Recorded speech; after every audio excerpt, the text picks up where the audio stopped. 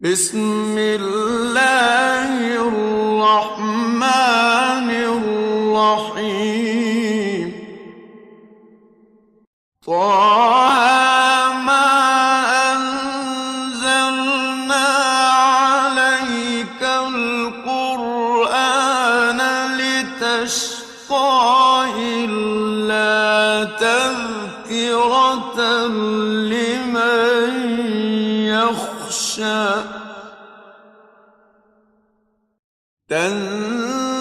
تنزيلا ممن خلق الأرض والسماوات العلى الرحمن على العرش استوى له ما في السماوات وما في الأرض وما بينهما وما تحت الثرى وإن تجهر بالقول فإنه يعلم السر وأخفى الله لا إله إلا هو له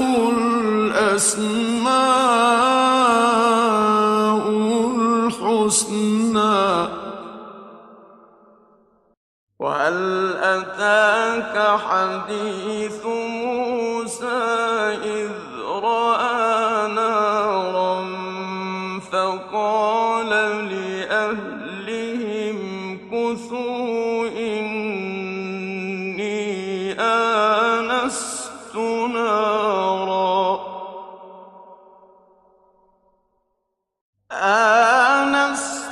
نارا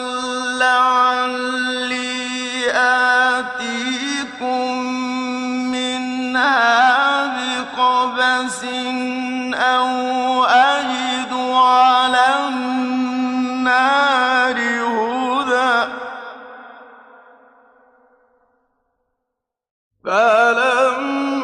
فلما أتاها نودي يا موسى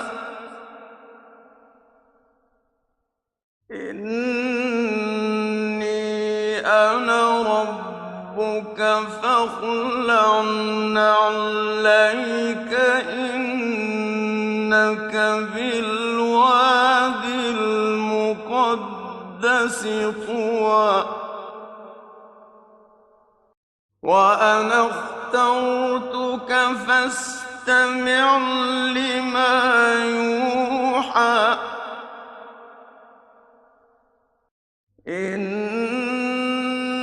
إنني أنا الله لا إله إلا أنا فاعبدني وأقم الصلاة لذكري إن الساعة آتية أكاد أخفيها لتجزى كل نفس بما تسعى فلا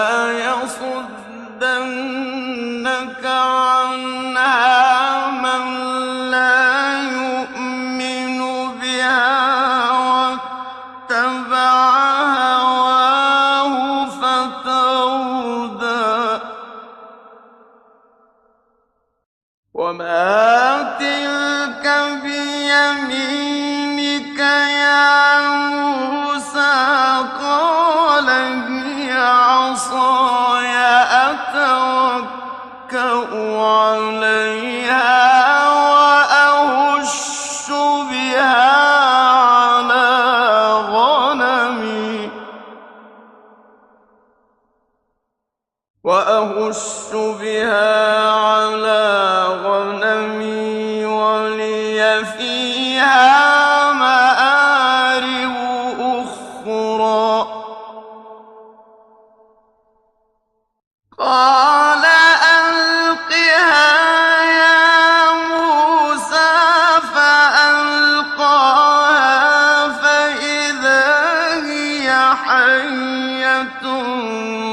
تسعى قال خذها ولا تخف سنعيدها سيرتها الأولى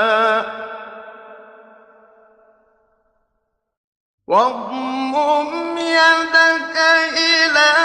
جناحك تخرج بيضاء من غير سوء آية أخرى لنريك من آياتنا الكبرى اذهب إلى فرعون إنه طغى قال رب اشرح لي صدري ويسر لي أمري واحلل عقدة من لساني يفقه قولي واجعل لي وزيرا من أهلي هارون أخي اشدد به أزري وأشركه في أمري كي نسبحك كثيرا ونذكرك كثيرا إنك كنت بنا بصيرا قال قد أوتيت سؤلك يا موسى ولقد مننا عليك مرة أخرى إذ أوحينا إلى أمك ما يوحى أن اقذفيه في التابوت فاقذفيه في اليم فليلقه اليم بالساحل يأخذه عدو لي وعدو له وألقيت عليك محبة مني ولتصنع على عيني إذ تمشي أختك فتقول هل أدلكم على من يكفله فرجعناك إلى أمك كي تقر عينها ولا تحزن وقتلت نفسا فنجيناك من الغم وفتناك فتونا فلبثت سنين في أهل مدين ثم جئت على قدر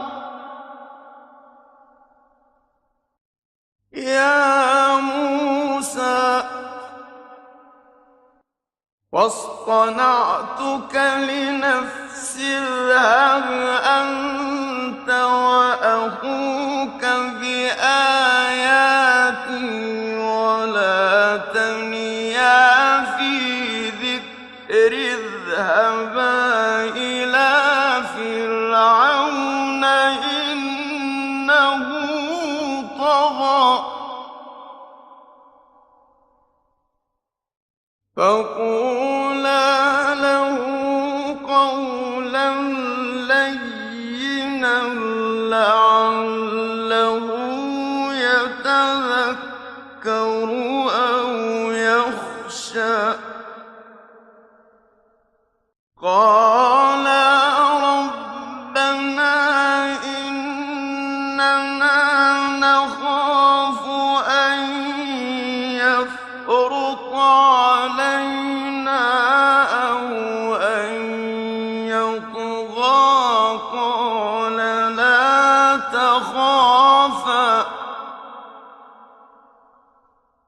قال لا تخافا إنني معكما أسمع وأرى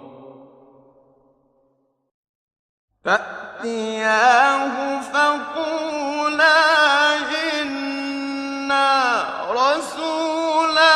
ربك فأرسل معنا بني إسرائيل ولا تعذبهم قد جئناك بآية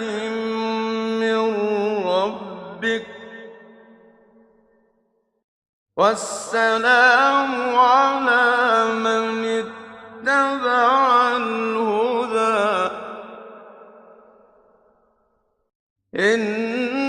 إنا قد أوحي إلينا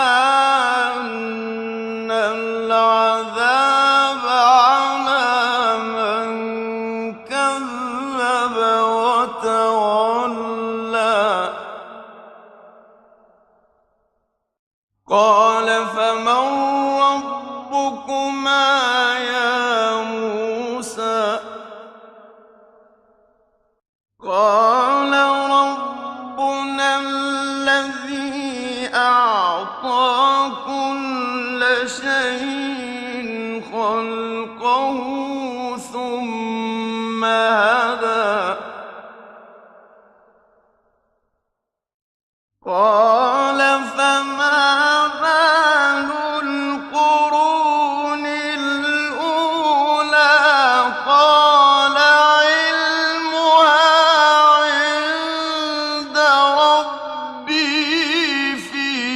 كتاب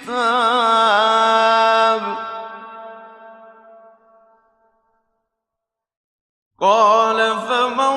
ربكما يا موسى قال ربنا الذي أعطى كل شيء خلقه ثم هدى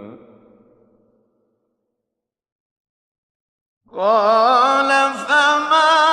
بال القرون الأولى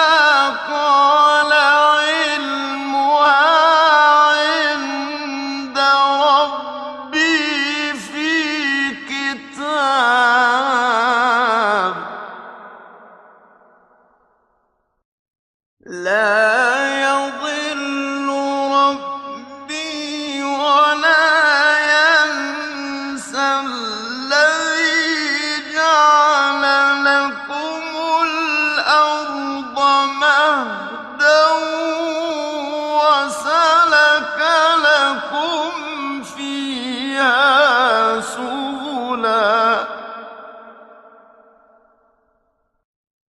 وسلك لكم فيها سبلا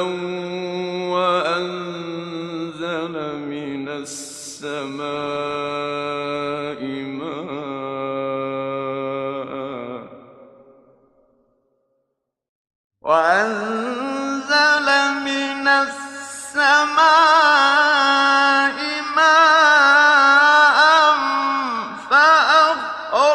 فأخرجنا به أزواجا من نبات شتى كلوا وارعوا أنعامكم إن في ذلك لآيات لأولي النهى منها خلقناكم وفيها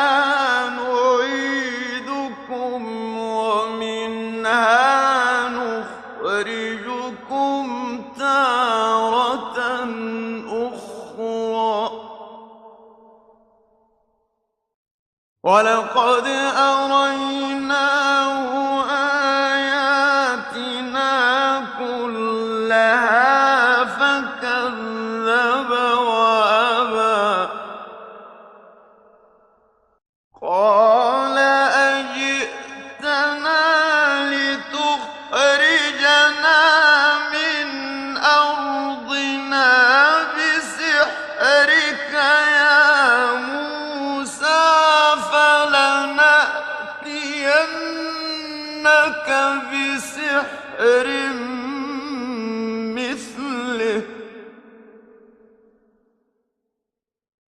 فلنأتينك بسحر مثله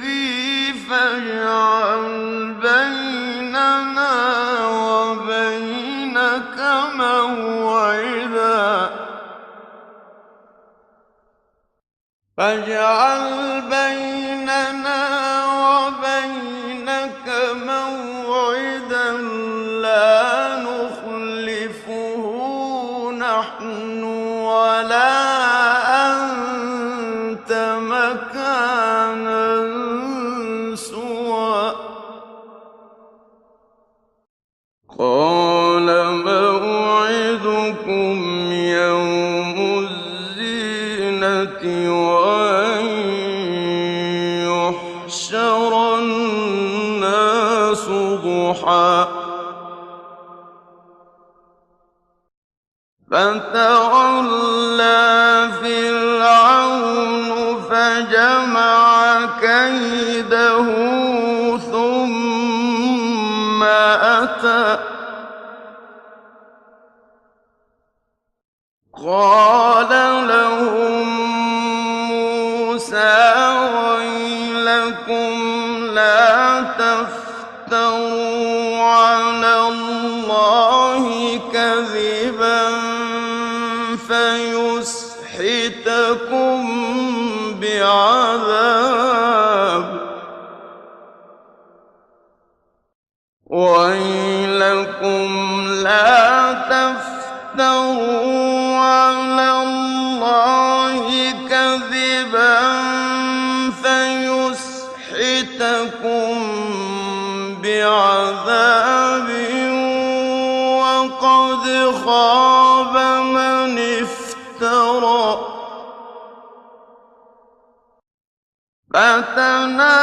فتنازعوا أمرهم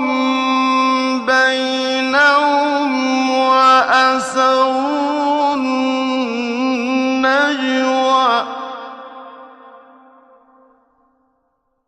قالوا إن هذان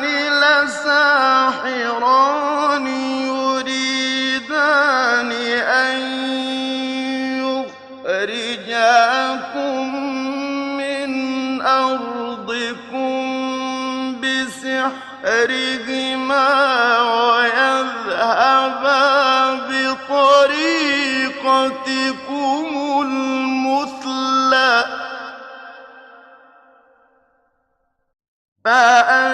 فأجمعوا كيدكم ثم أتوا صفا وقد أفلح اليوم من استعلى قالوا يا موسى إما أن تلقي وإما أن نكون أول من ألقى قال بل ألقوا فإذا حبالهم وعصيهم يخيل إليه من سحرهم أنها تسعى فأوجس في نفسه خيفة موسى قلنا لا تخف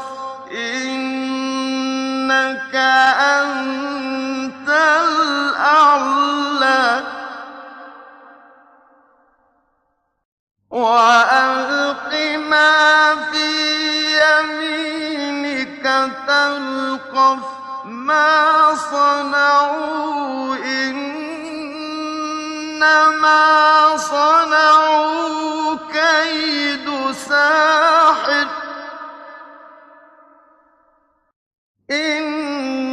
إنما صنعوا كيد ساحر ولا يفلح الساحر حيث أتى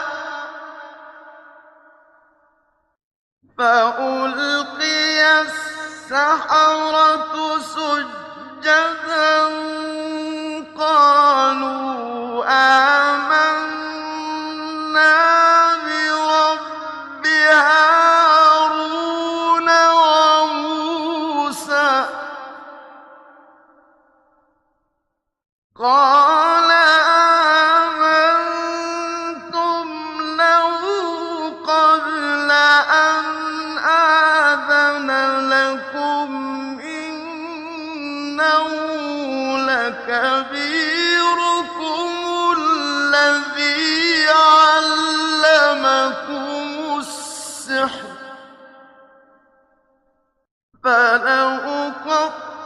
فلأقطعن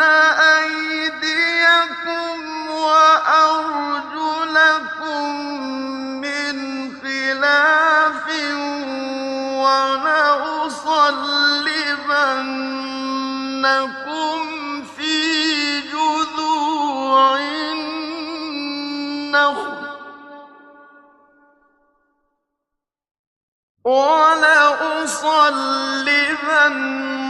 ولأصلبنكم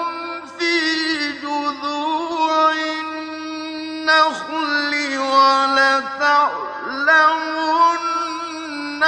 أينا أشد عذابا وأبقى قالوا لن نؤثرك على ما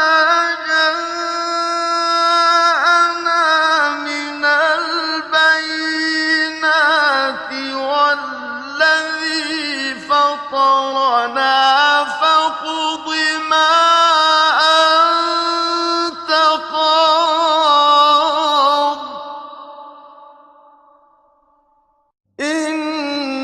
إنما تقضي هذه الحياة الدنيا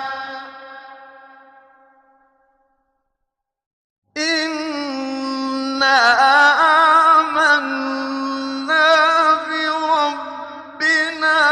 ليغفر لنا خطايانا وما أكرهتنا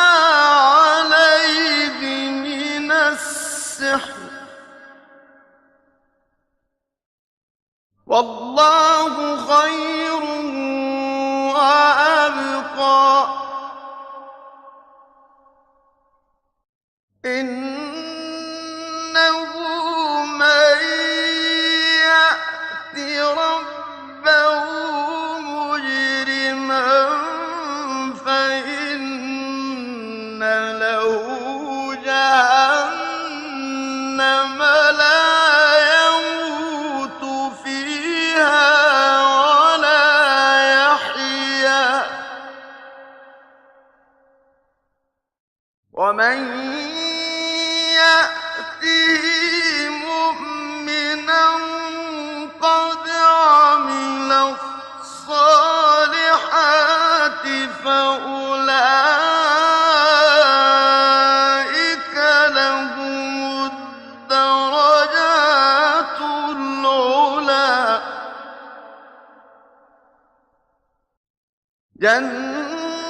جنات عدن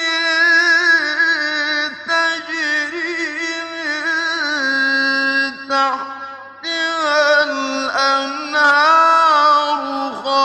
خالدين فيها وذلك جزاء من تزكى ولقد أوحينا إلى موسى أن أسر بعبادي فاضرب لهم طريقا في البحر يبسا لا تخاف دركا ولا تخشى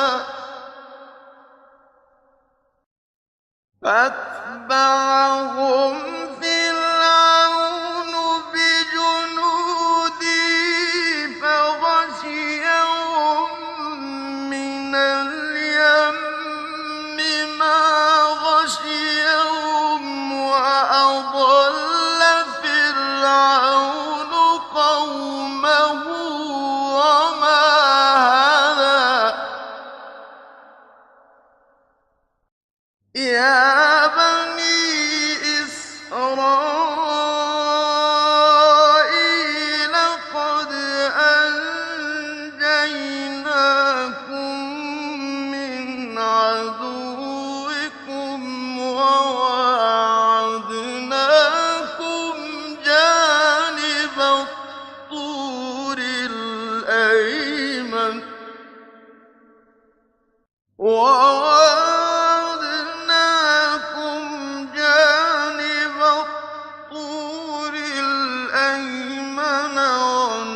ونزلنا عليكم المن والسلوى كلوا من طيبات ما رزقناكم كلوا من طيبات ما رزقناكم ولا تطغوا فيه فيحل عليكم غضبي ومن يحلل عليه غضبي فقد هوى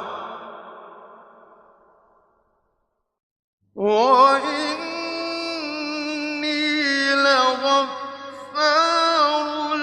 لمن تاب وآمن وعمل صالحا ثم اهتدى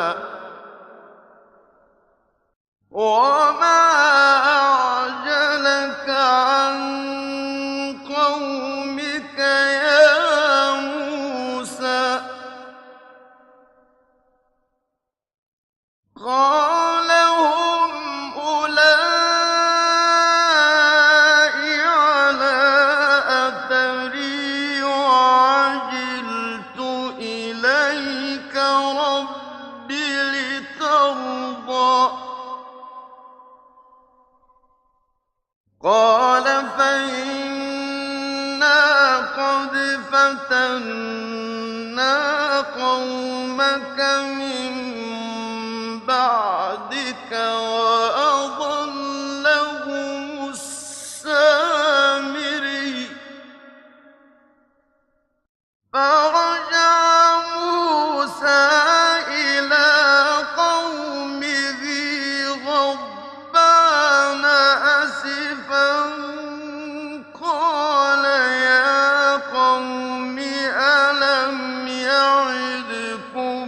رَبُّكُمْ وَعْدًا حَسَنًا أَفَطَالَ عَلَيْكُمُ الْعَهْدُ أَمْ أَرَدتُّمْ أَن يَحِلَّ عَلَيْكُمْ غَضَبٌ مِّن رَّبِّكُمْ فَأَخْلَفْتُم مَّوْعِدِي قَالُوا مَا أَخْلَفْنَا مَوْعِدَكَ بِمَلْكِنَا وَلَٰكِنَّا حُمِّلْنَا أَوْزَارًا مِّن زِينَةِ الْقَوْمِ فَقَذَفْنَاهَا فَكَذَٰلِكَ أَلْقَى السَّامِرِيُّ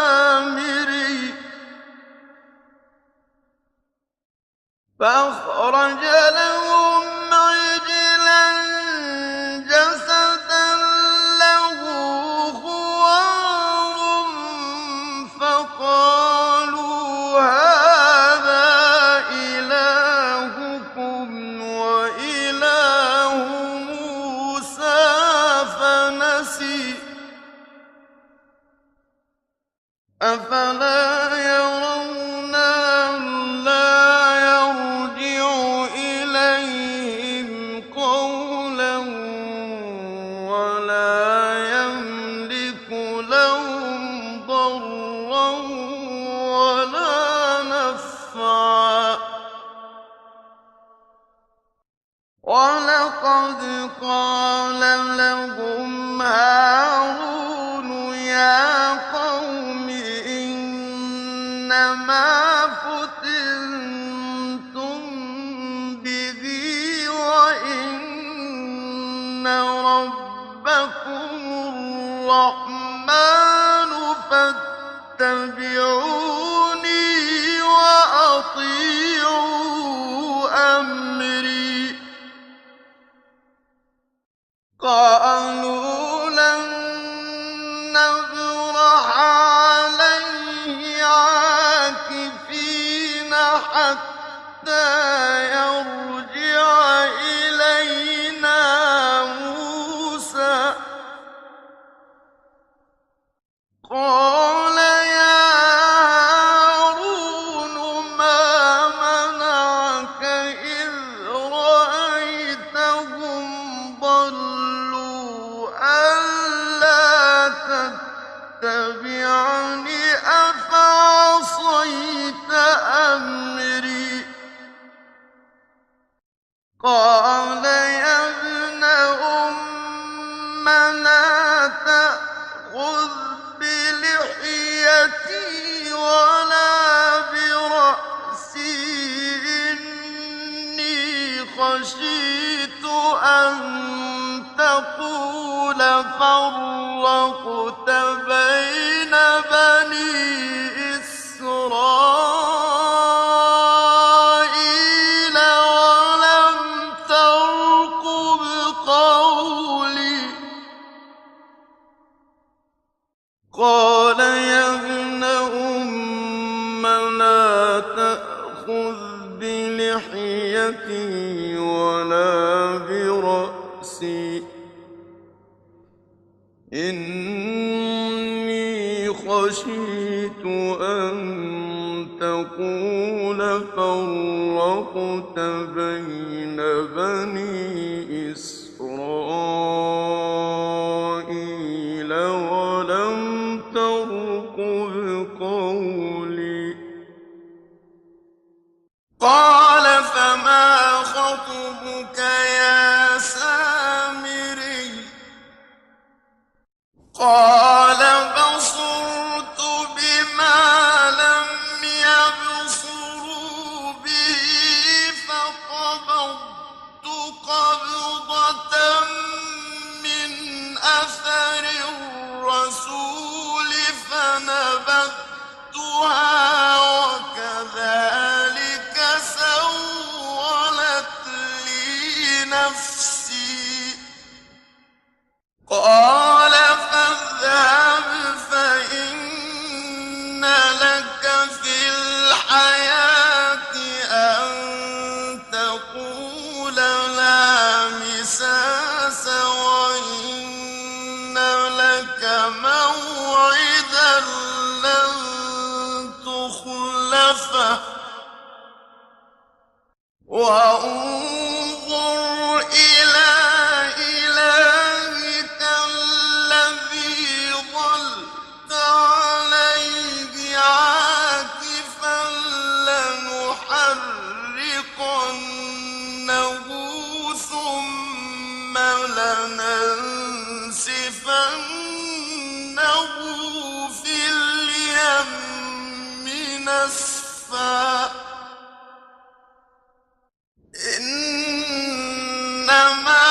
إلهكم الله الذي لا إله إلا هو وسع كل شيء علما كذلك نقص عليك من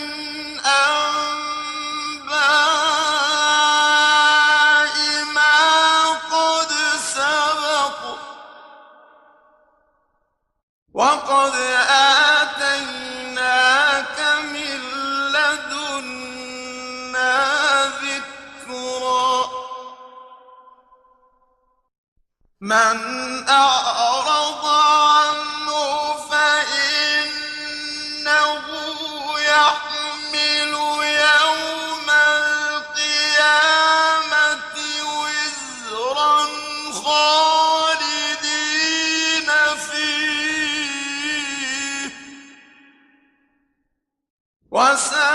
وساء لهم يوم القيامة حملا يوم ينفخ في الصور ونحشر المجرمين يومئذ زرقا يتخافتون بينهم إن لبثتم إلا عشرا نحن أعلم بما يقولون إذ يقول أمثلهم طريقة إن لبثتم إلا يوما ويسألونك عن الجبال فقل ينسفها ربي نسفا فقل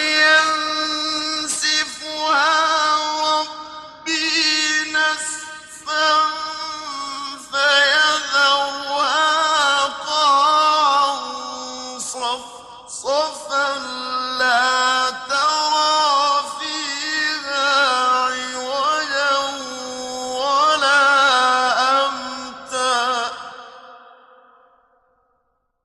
يومئذ يتبعون الداعي لا عوج له وخشعت الأصوات للرحمن فلا تسمع إلا همسا يومئذ لا تنفع الشفاعة إلا من أذن له الرحمن ورضي له قولا يعلم ما بين أيديهم وما خلفهم ولا يحيطون به علما وعنت الوجوه للحي القيوم وقد خاب من حمل ظلما ومن يعمل من الصالحات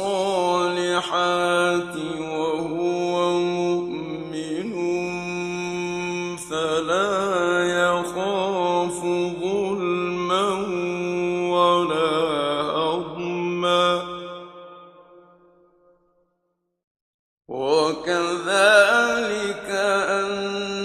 أنزلناه قرآنا عربيا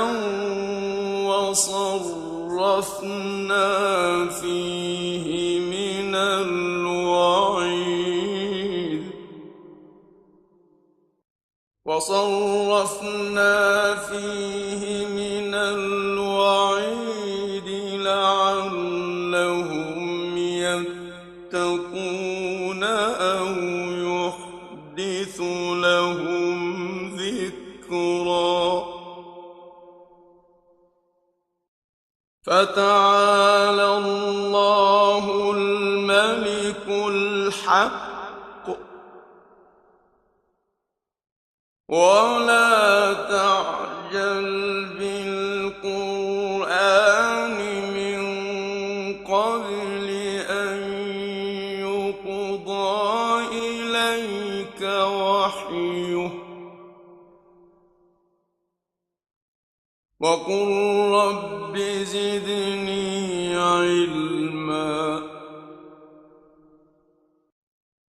فتعالى الله الملك الحق ولا تعجل بالقرآن من قبل أن يقضى إليك وحيه وقل رب زدني علما ولقد عهدنا إلى آدم من قبل فنسي ولم نجد له عزما وإذ قلنا للملائكة اسجدوا لآدم فسجدوا إلا إبليس أبى فقلنا يا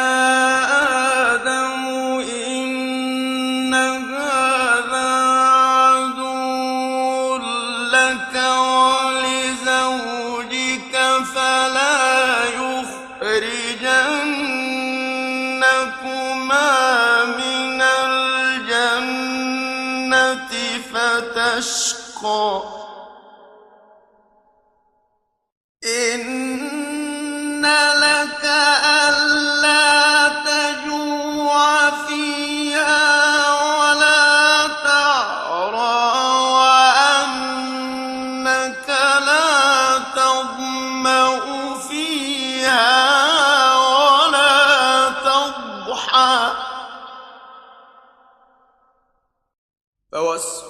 فوسوس إليه الشيطان قال يا آدم هل أدلك على شجرة الخلد وملك لا يبلى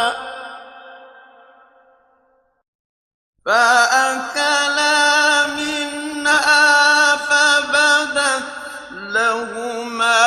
سوآتهما وطفقا يخصفان عليهما من ورق الجنة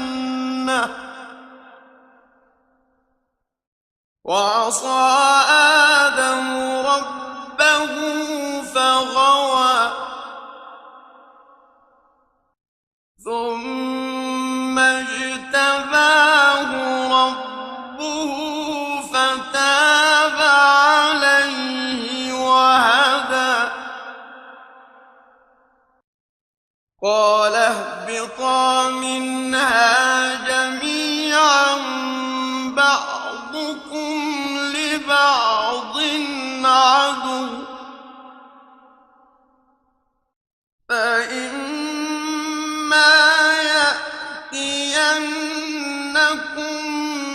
مني هدى فمن اتبع هداي فلا يضل ولا يشقى ومن أعرض عن ذكري فإن له معيشة ضنكا ونحشره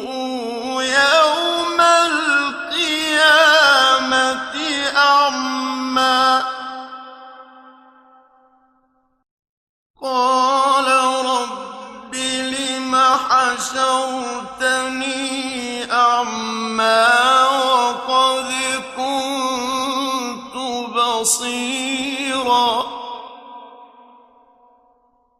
قال كذلك أتتك آياتنا فنسيتها وكذلك اليوم تنسى وكذلك نجزي من أسرف ولم يؤمن بآيات ربه ولعذاب الآخرة أشد وأبقى أفلم يهد لهم كم أهلكنا قبلهم من القرون يمشون في مساكنهم إن في ذلك لآيات لأولي النهى ولولا كلمة سبقت من ربك لكان لزاما وأجل مسمى فاصبر على ما يقولون وسبح بحمد ربك قبل طلوع الشمس وقبل غروبها وسبح بحمد ربك قبل طلوع الشمس وقبل غروبها ومن آناء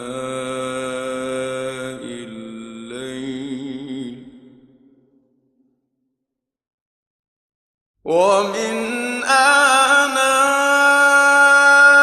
الليل فسبح وأطراف النهار لعلك ترضى ولا تمدن عينيك إلى ما متعنا به أزواجا منهم زهرة الحياة الدنيا لنفتنهم فيه ورزق ربك خير وأبقى وأمر أهلك بالصلاة واصطبر عليها لا نسألك رزقا نحن نرزقك والعاقبة للتقوى وقالوا لولا يأتينا بآية من ربه أولم تأتهم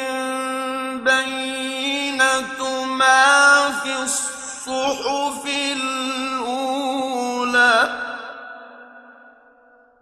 ولو أنا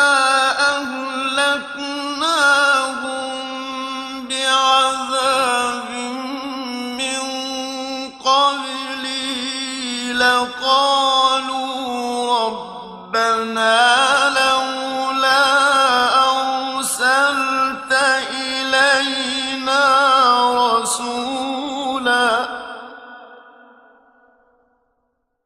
لقالوا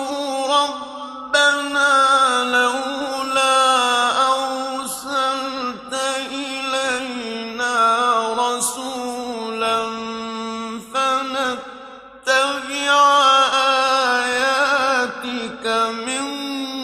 قبل أن نذل ونخزى قل كل متربص فتربصوا فستعلمون من أصحاب الصراط السوي ومن اهتدى